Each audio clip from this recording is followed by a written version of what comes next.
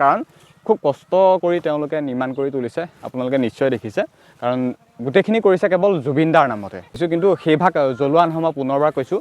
আৰু ইফালে আছে এখন গীটাৰ, সিফালে আছে এখন গীটাৰ আৰু শ্ৰদ্ধাঞ্জলিৰ বাবে এখন ফটো। বাকী ইয়াত আছে সোণাপুৰ আৰ্হিত যিটো হিচাপত জুবিন দাক নলৈতো বেলেগকো কৰিব পাৰিলে হয় মাঘৰ বিহু উৰুকা। গতিকে সেইটো হিচাপতে আমাৰ দীঘলদৰী বা মিলনপুৰত তৃতীয় বাৰ্ষিক বা তৃতীয়বাৰৰ বাবে এইবাৰ এনেকৈ এটা আৱেগেৰে ভৰা বা উৎসৱ উদযাপন কৰিব বিচৰা হৈছে কেৱল জুবিন দাৰ স্মৃতি। আপোনালোকে ইয়াত দেখিছে খুব সুন্দৰভাৱে ইয়াত গীটাৰ দুখন ইয়াত বনোৱা হৈছে কাঠেৰে, কিন্তু সম্পূৰ্ণ হোৱা নাই, হ'বগৈ হয়তো। বন্ধুসকল, জুবিন দাবিহীন প্ৰথমটো মাঘৰ বিহু গোটেই অসমবাসীয়ে উদযাপন কৰিব লৈছে। ঠিক তেনেকৈ আমাৰ ৰহা দীঘলদৰী মিলনপুৰতো পিছ পৰি ৰোৱা নাই। আৰু সেই হিচাপতে যিহেতু জুবিন দাক লৈ আমাৰ প্ৰায় 3 দিনীয়া কাৰ্যসূচী বুলি ক'লেও হয়তো ভুল নহ'ব। কাৰণ উৰুকা বা তাৰ পাছদিনাখনো আমাৰ এই দীঘলদৰী মিলনপুৰত কামভাগ আৰম্ভ কৰা হৈছে। চাওক, এইফালে আপোনালোকে দেখিবলৈ পাব কেৱল খেৰেৰ আৰু নৰাই নিৰ্মাণ কৰি তোলা হৈছে জুবিন দাৰ আকৃতিৰে।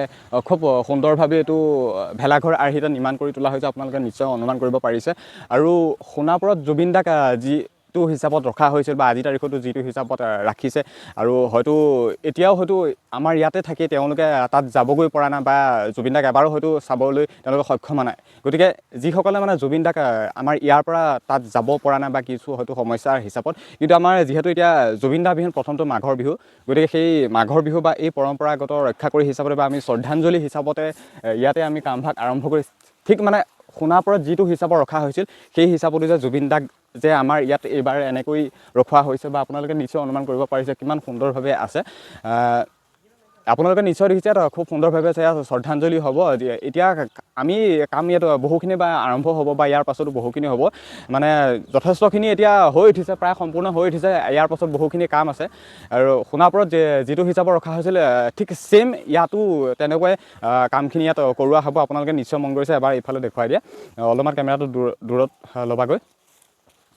নিশ্চয় অনুমান কৰিব পাৰিছে, কাৰণ উৰুকা যিহেতু পাইছে মাঘৰ বিহু উৰুকা, গতিকে সেইটো হিচাপতে আমাৰ দীঘলদৰী বা মিলনপুৰত তৃতীয় বাৰ্ষিক বা তৃতীয়বাৰৰ বাবে এইবাৰ এনেকৈ এটা আৱেগেৰে ভৰা বা উৎসৱ উদযাপন কৰিব বিচৰা হৈছে কেৱল জুবিন দাৰ স্মৃতি। আপোনালোকে ইয়াত দেখিছে খুব সুন্দৰভাৱে ইয়াত গীটাৰ দুখন ইয়াত বনোৱা হৈছে কাঠেৰে, কিন্তু সম্পূৰ্ণ হোৱা নাই, হ'বগৈ হয়তো খুব সোনকালে। কিন্তু এতিয়াও যিহেতু বিহুলৈ যথেষ্টখিনি সময় আছে বা মাজত এটা সপ্তাহ আছে, গতিকে এটা সপ্তাহত খুব সুন্দৰভাৱে সমাপ্ত হ'বগৈ। এইফালে এখন আছে আৰু বাকী সেইফালে এখন আছে, বাকী পাছত কাম যথেষ্টখিনি আছে। আৰু এইফালে আছে কেৱল খেৰ আৰু নৰাৰে নিৰ্মাণ কৰি তোলা হৈছে আমাৰ জুবিন দাৰ আকৃতিৰে, ছেম বুলি একদম ছেম একজেক্ট লাগিব। আপোনালোকে এইটো ফালৰ পৰা চালে নিশ্চয় মন কৰিব, সম্পূৰ্ণভাৱে একদম ছেমেই লাগিছে নহয় জানো। কিন্তু এই যি ইয়াত খেৰেৰ বা ইয়াত নৰাৰে নিৰ্মাণ কৰি তোলা হৈছে, এইভাগ কিন্তু জ্বলোৱা নহয়। কেৱল চাবৰ বাবে বা হয়তো এখন ফটো উঠিবৰ বাবে বা হয়তো ইফালে আছে সোণাপুৰ আকৃতিৰে ছেইম হিচাপতে শ্ৰদ্ধাঞ্জলি হিচাপত, মানে ইয়াত কেৱল চাবৰ বাবে বা উপভোগ কৰিবৰ বাবে বা অলপমান এটা চাবৰ হিচাপত, কিন্তু এইভাগ জ্বলোৱা নহয়। জ্বলাবৰ বাবে এইফালে হয়তো ছাইডত তেওঁলোকে নিৰ্মাণ কৰি তুলিব খেৰ আৰু নৰাৰে ভেলাঘৰ বা সিফালে বনাব বা সেইফালে মেজিও বনাব। কিন্তু এতিয়ালৈ ইয়াৰ মাজত যিহেতু এটা সপ্তাহ হৈছে, এটা সপ্তাহত সম্পূৰ্ণভাৱে সিফালে বনোৱা হ'ব, কিন্তু এইভাগ জ্বলোৱা নহ'ব। গতিকে কৈ দিছোঁ কথাখিনি।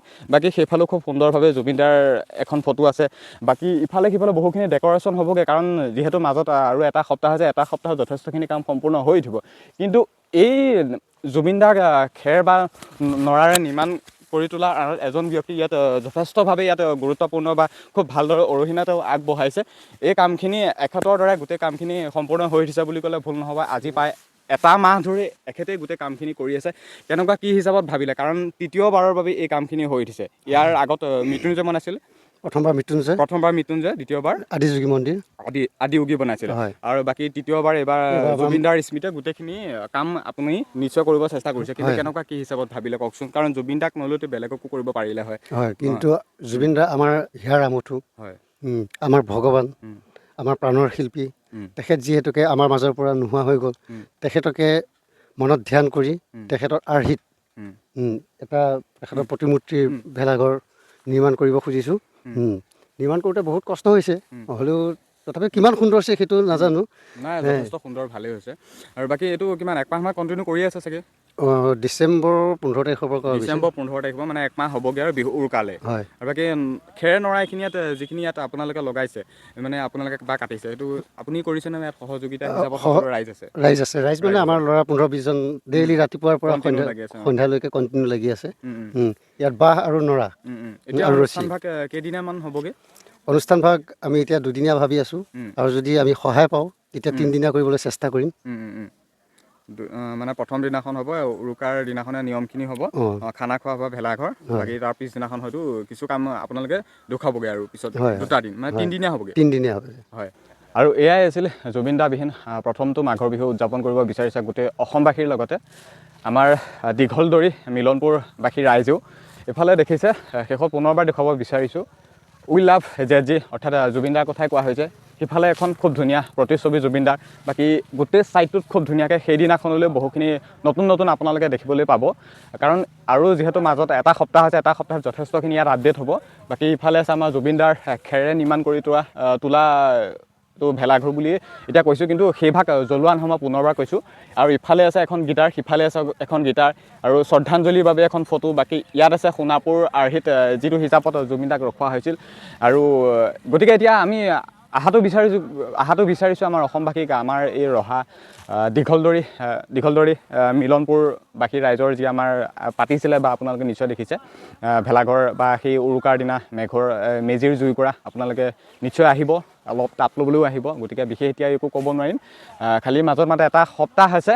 এটা সপ্তাহত গোটেই অসমবাসীৰ লগতে আমাৰ দীঘলদৰী মিলনপুৰতো উদযাপন কৰিব বিচাৰিব জুবিন দাৰ স্মৃতিতে মাঘৰ বিহু। গতিকে আহিব, বিশেষ একো ক'ব নোৱাৰোঁ। আৰু ভিডিঅ'টো খুব বেছি শ্বেয়াৰ কৰিব, কাৰণ খুব কষ্ট কৰি তেওঁলোকে নিৰ্মাণ কৰি তুলিছে, আপোনালোকে নিশ্চয় দেখিছে। কাৰণ গোটেইখিনি কৰিছে কেৱল জুবিন দাৰ নামতে। গতিকে ভিডিঅ'টো আজিৰ তাৰিখত খুব বেছি শ্বেয়াৰ হ'ব লাগে। ধন্যবাদ।